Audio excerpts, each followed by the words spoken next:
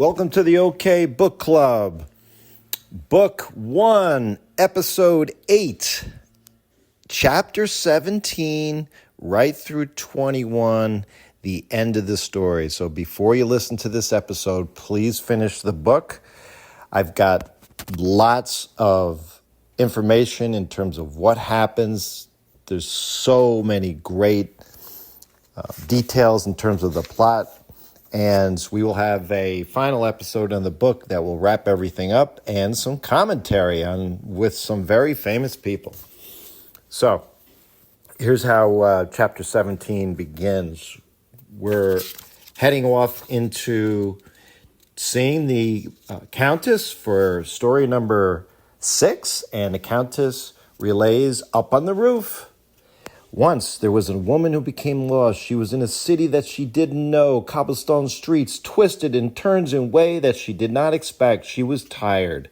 She feared that she was going in circles. All the buildings looked the same. The woman walked down a dark alley and came out into the sunlight of the street and saw before her a small tent. A man in a black suit was standing in front of the tent holding a banner with one word on it. It said circus. Oh! Come inside, come inside. Well, this woman, as I said, was tired and lost. Also, she was very old. Sometimes it seemed to her that she led 1,000 lives. She was a small girl who had encountered a talking fox. When she was a young woman, she had been in religious orders and then left them. She had lived for a time on a farm and milked cows and pitched hay and had been a farmer's wife. Her heart broke and broke and broke again. Great repeating words. So effective. Of course, who is this? This is Annabelle. She had been celebrated as a great artist. She married into the nobility, lived high in the castles, up in the mountains. So it goes on and on. She actually had watched the castle destroyed by an invading army. She had watched the whole world burn. All these things and much more happened to her. Unbelievable things, impossible things. The old woman did not have it in her anymore to be dazzled. She was beyond enchantment. This is so well written. However, her feet hurt. It did in truth come down to this mundane fact, this basic fact. Friends, mundane means just ordinary. At this moment, her feet hurt, and she thought that to sit down for a time would do much to restore her. She thought, I will rest in this circus, and then I will go back out into the world and find my way. Here, the Countess fell silent. One of the best 2 sentences in the entire book. Marta held as still as she could. She could feel her heart beating. There's those good repeating words again. The circus, said the Countess, was very small. It did not have many acts. So she goes on to explain that there was, yes, a dog, and then a man had a voice that was astonishingly beautiful, and he walked on a tightrope. When he sang, all things seemed possible. The man walked the tightrope and sang, and the people in the audience watched him. We turn to page 121, and as the story is unfolding, the Countess is telling the story. We got this little picture of people in the audience, and I don't know if you saw it, but there's a picture of the Countess. So there's this bird and this clown that are entertaining the audience. The bird in the clown disappeared from the stage, and the spotlight shone again on the tightrope walker. He stood balanced on the rope and sang a song about a nightingale, the last nightingale. Oh, said Marta. Her face felt numb. It was suddenly hard to believe. Oh, please. What is it? Said the Countess. I know that song. That is the song, the lullaby my father sang to me. The Countess smiled at Marta, and it was a smile of such radiance, such happiness, that suddenly the old woman appeared young. You just know when you're reading this that this is going to have a happy ending. This has to. The Countess is a good person. In the last act, said the Countess, the circus tent suddenly became as dark as night, and when we in the audience looked up, we saw glowing stars that had painted on the canvas of the tent. The stars moved about somehow. They arranged themselves into beautiful patterns. My father, said Marta. Yes, said the Countess. In his last letter, he said the stars above him only arranged themselves into constellations when he thought of me and my mother. He said if he spoke our names, then the stars shone brighter. And what is your mother's name? Elena Bucelli. And I am Marta. Yes, said the Countess. She nodded solemnly. I know who you are. Blitzkopf nodded too. The woman left the circus tent.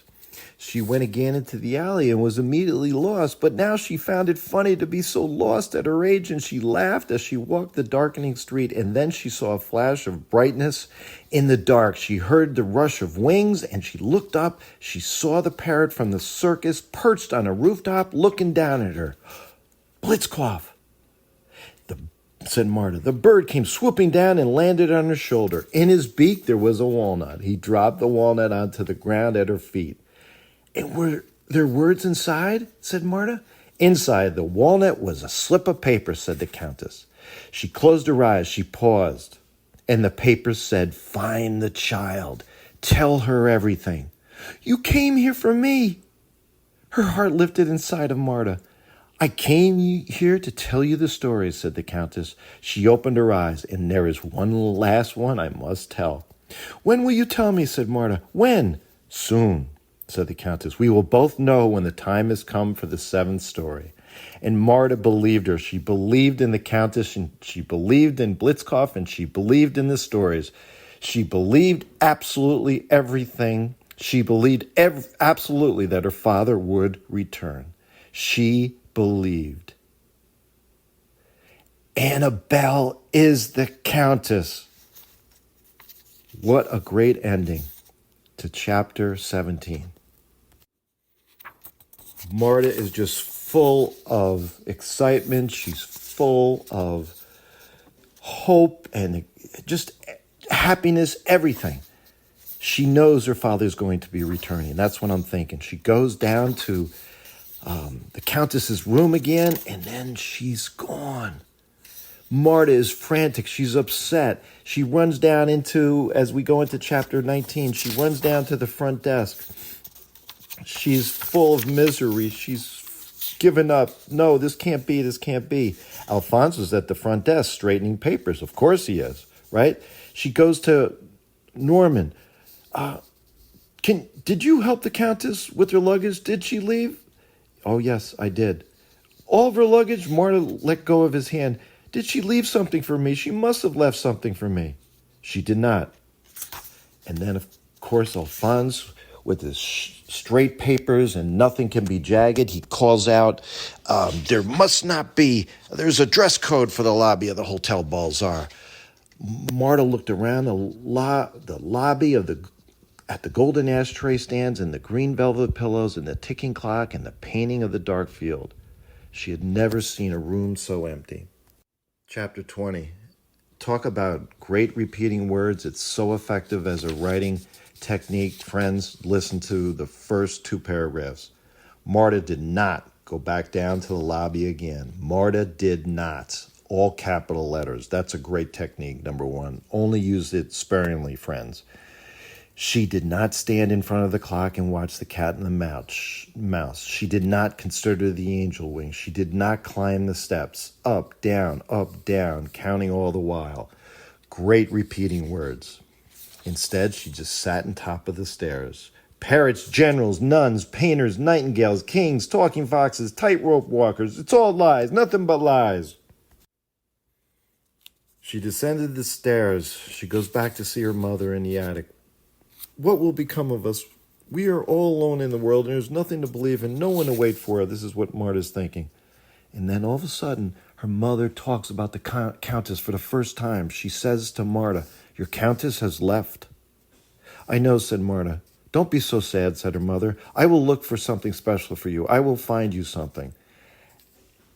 As if literally, right? Don't think literally here, right?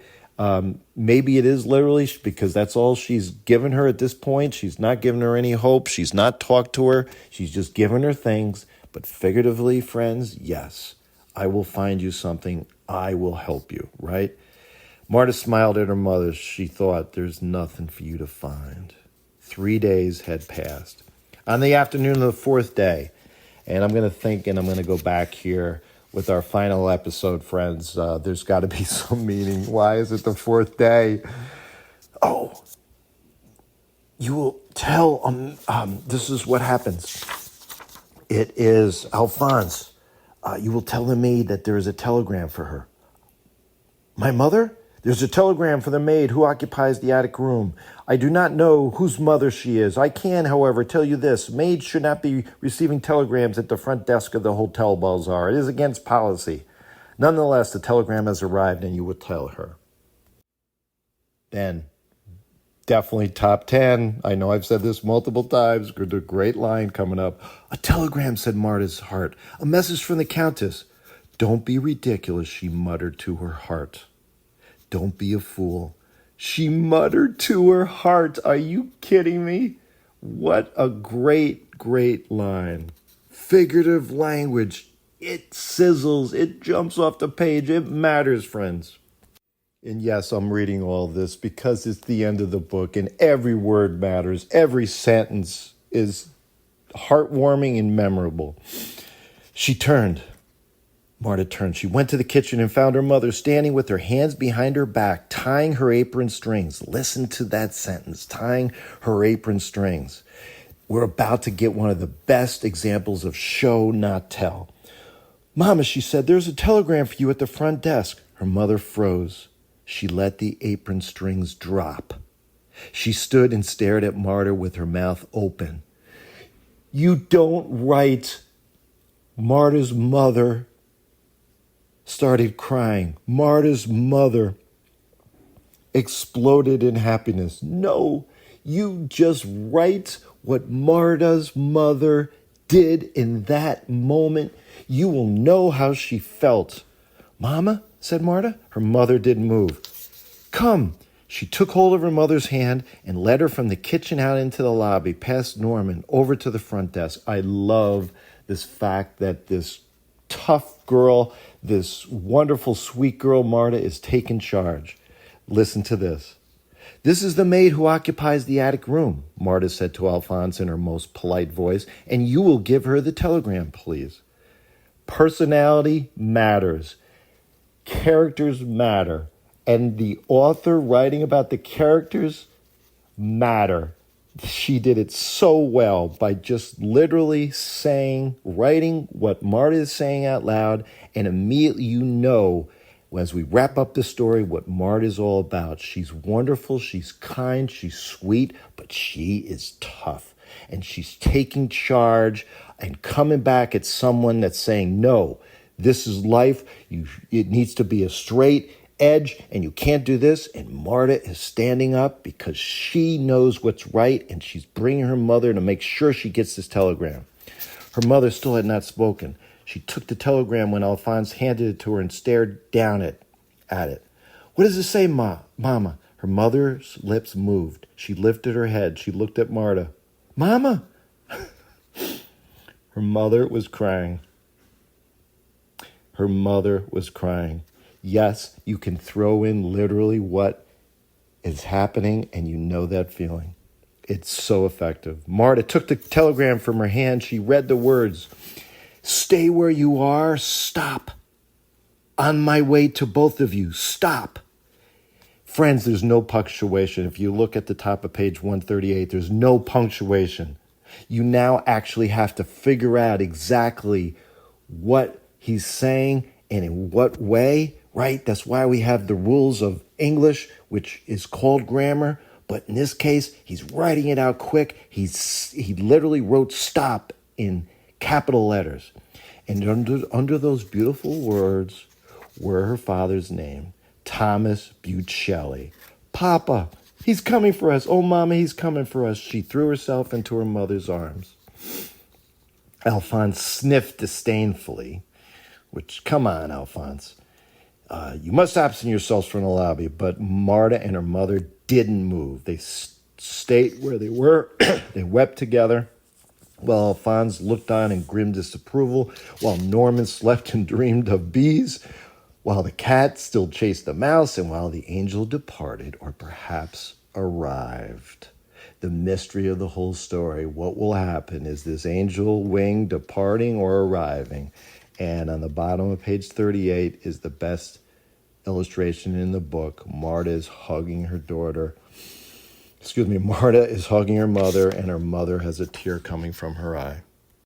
Marta goes out to the rooftop on that fourth day, and she waits, and a little past 4 in the afternoon, there it is, it's past 4, there's that number. He walked a little past 4, she saw him. He was walking with a bag flung over his shoulder, his hat on his head. He was making his way through the greening world. Papa! He stopped, he looked around him. Papa! It's me, I'm up here, Papa, I'm up here. He tipped his head back, he looked up at her and smiled. His mouth formed her name. She could not hear him, but she knew her father was saying her name over and over again. You have to look at the illustration at the bottom of page 142. The slippers fit, and as we go into the next part of the chapter, the slippers fit her father's enormous feet. And as we find out, the father basically says, it's a terrible thing to forget who you are. I was injured in the head. I was in the field hospital, but I left it. I walked away not knowing anything, not remembering who I was or why. Oh, no, tell us again how you remembered, said Marta. Tell us how you remembered who you are. The bird. The parrot disappeared from the circus, and then he returned. And with the parrot was an old woman. Yes, said her father, the parrot sat up on the woman's shoulder and looked at me and spoke to me. And you did not know he could speak? Oh, I did not know. But he said, the first time he says something, of course. But as the father relayed, he said these words to me, Marta and Elena, they are your constellation. They are the stars that shone so bright. And you remembered. I remembered, said her father, and then the parrot spoke 2 more words, and you know these 2 words. They were Hotel Balzaar. And with that, I knew where to go, where to find you. And you returned, said Marta's mother. You returned to us. Marta's mother is saying something for one of the few times. The next morning they leave, and they go past Norman. And of course, he was asleep, and as the author writes, Norman was asleep beside the bell stand. Alphonse was straightening papers at the front desk. So, of course, so well done. And Marta gives Alphonse a parting gift. And what is it? It's the empty bottle of perfume. Norman is such a good guy. This is an excellent gift. He put the bottle in the breast pocket of his jacket. He patted it. I will keep it here, close to my heart, and I will open it only if I forget how to dream. He clicked his heels again and bowed to her. Marta bowed back, and then she turned and walked out the door of the Hotel Balzaar between her parents. Great picture. Little at the bottom of page 148, the last chapter, and we're on to the coda, which is the ending and the way the book is completely summed up. And of course, I have to read almost the whole last few pages of the coda, which is wrapping up the story. Much later, Marta received a postcard in the mail. It was on the front was a picture of an exterior of the Hotel Balzaar, and beside the hotel were letters that spelled out the message: "Greetings from the Hotel Balzaar." Such a great picture. You have to look at this at the end of the book. On the reverse side, in a spidery hand, were these words: "Dear Marta, you are perhaps thinking that I did not honor my promise to you, but will you believe if I tell you that the 7th story is the one you are now living? It is the best story, the story of people finding each other again against all odds. It is a story of love enduring. From your friend, the Countess. P.S. Blitzkopf sends regards. We are now both with the circus." Marta kept this postcard with her for the rest of her life. Again, one of the best lines in the story. She kept, too, the telegram that announced her father's imminent return. Both pieces of paper became warm, battered, and creased. The words written upon them faded over time, but remained legible. And she was when she was a very old woman herself, Marta dreamed of the Hotel Balzaar. Last two paragraphs of the book. Always a dream was the same. The hotel was a small thing, small enough to hold in your hands, and she could look down into it and see the attic room with the slippers on the floor beside the bed, the mermaid perfume atop the dresser. She could see the stairs that led into the lobby, where the grandfather clock ticked and the cat chased the mouse, and Norman slept and dreamed of tall grass, bees, the sun. She could see the painting over the mantel and the one-winged angel in it hovering over a dark world. In the dream, she held the hotel in her hands and gazed down into it. She heard the Countess speaking, saying the same words again and again. This is the seventh story, the story of love enduring. It was a good dream. And yes, am I getting emotional? I sure am. This is a book that you embrace. I just closed it and I hugged it. That's the way you feel with great books. It's happened with tons of my students through the years. And yes, Jasper just jumped up on my lap and looked at me with love. This is Kate D. Camilla's books. These are the books that matter. These are the books that give you hope. These are the books that make you come back to them again and again, and it makes you feel good. We will be back for our last episode of the Hotel Balzaar next time, where we kind of wrap up, give our reflections and thoughts. I need a couple days, guys, and we will have some special guests that will give us some answers to questions we've been thinking all along in the book. Thank you for listening. The OK Book Club.